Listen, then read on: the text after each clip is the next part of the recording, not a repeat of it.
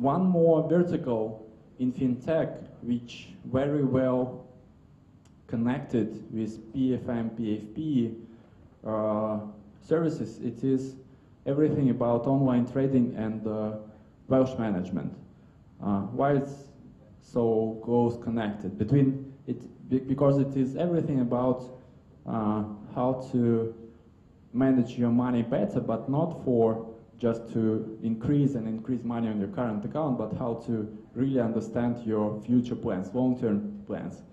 And most of players right now, and most of customers and the amount of money belongs to robo-advisory like Wealthfront or Betterment. But even these guys, for the last half a year, they started to buy or to establish by themselves PFM, PFP services which will be linked to themselves. And it is the same which I mentioned when I started. Right now it's not enough to provide only one service. It's okay to start, but you have to think in advance about ecosystem or bundle of services which will cover whole needs of your potential clients. And you have to estimate more clear for whom you are doing this startup. Motive Investing, I'm a fan of this company. They are providing online trading for everybody who are not thinking about to invest in shares or to start to trade. And this part of the world much bigger than professional traders. How they explain this little bit boring world of online trading? They do not sell you shares. They sell you ideas, investment ideas. For example, fintech is booming in Southeast Asia. They can create investment idea to invest in fintechs across Asia and put whole shares inside this bundle. Or something happened with ecology in some state in the United States, and the whole companies which will recover ecological situation, eco-situation in the state, all their shares will be included in this bundle. Or you are fashionista, you are lady who crazy about new fashion trends, etc., etc., and you know that just, for example, Fashion Week in Paris just happened, and these brands showed extremely trendy collections, and you are sure that they will be successful next half a year, next season, and you know that we have to invest in this company, not because you are great investment analyst, but because you are expert in your domain area, and they are providing to you also opportunity to create these investment ideas and to earn with this platform when somebody buys these investment ideas. They do not sell shares.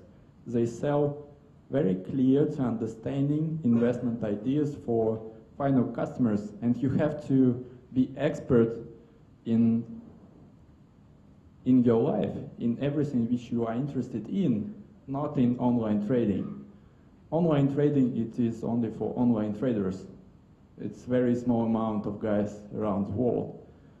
Robinhood, they are targeting for millennials, which prefer to use, for example, even not to use WhatsApp, but already use only Snapchat.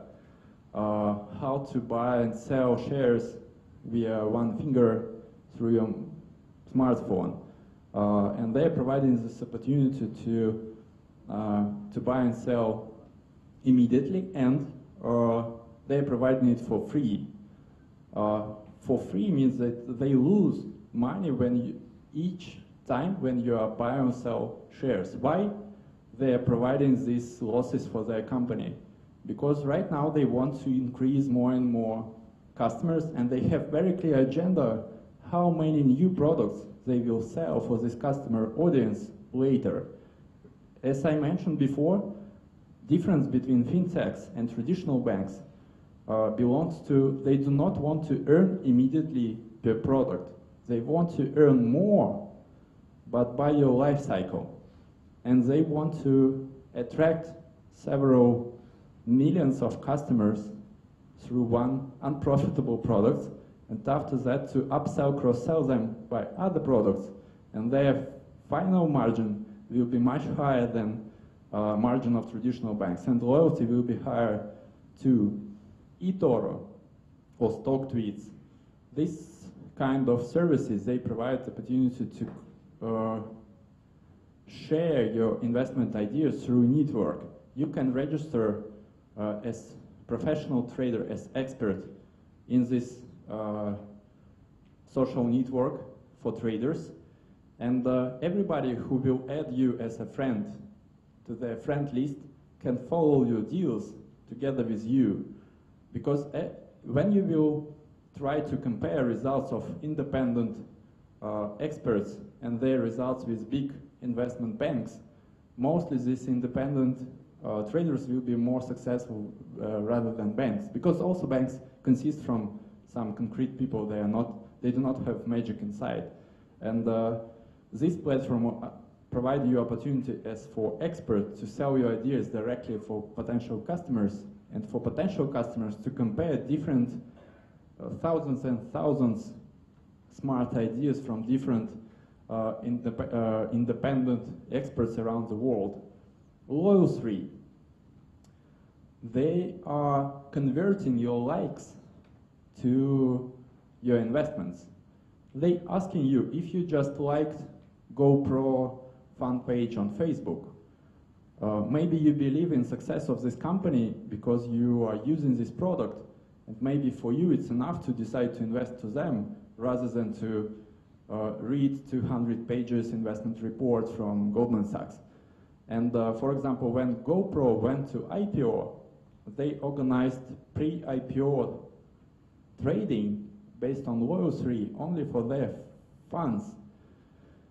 And fans voted for future of this company. We are investing $10, $20, $30, but amount of these fans created great value for the market and great sign for future investment analysts that they want to buy shares of this company. Do you want to have 10 minutes break, or we will proceed with one more vertical? Okay, let's proceed.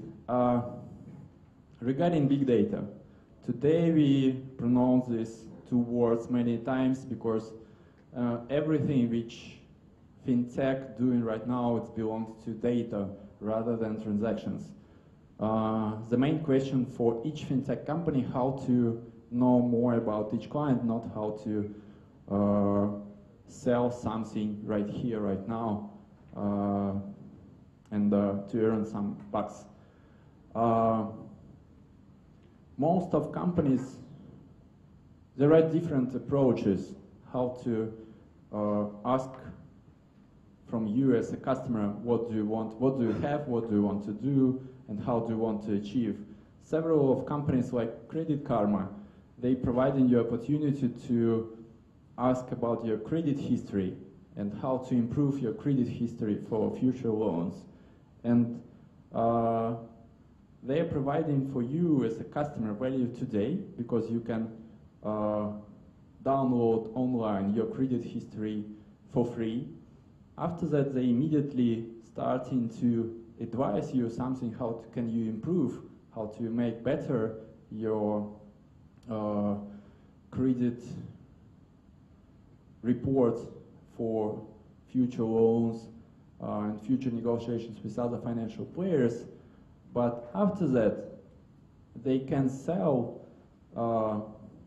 financial product by themselves. It is the same situation like with Wealthfront or Betterment. These companies like Credit Karma already started to think about, for example, P2P lending platforms. because for you as person who want to save your money and to make some profit, you can invest in shares on Nasdaq, or you can deploy your money on P2P platform as potential lender. It's also the way how to save and increase your money. And this type of services attracted also for free. It means unprofitable revenue stream. Sounds like joke for them, but they attracted millions of customers, and after that started to upsell, cross-sell for complementary products. Lendo mostly focusing on unbanked markets, for markets who do not have centralized credit federal bureaus. They try to analyze data not only from banks, because, for example, penetration of financial services in Philippines about 18%. They prefer to store data from telcos.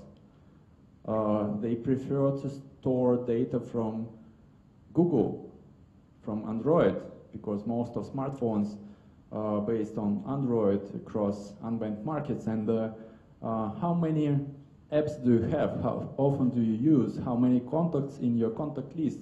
How many of them are trusted borrowers and others are not? How often do you go to areas with many cafes and restaurants, or vice versa, how often do you go to work?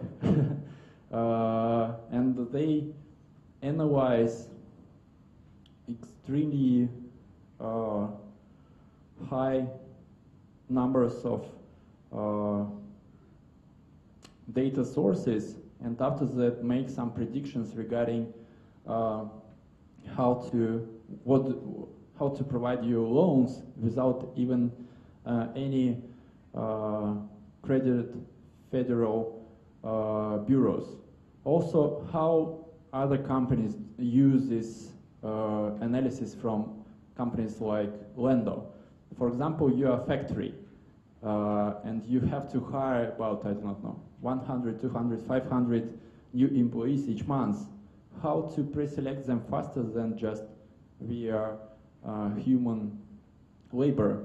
Lendo can aggregate a lot of data about potential employees of your company and can give you some pre-selection faster and cheaper than your current HR recruiting service.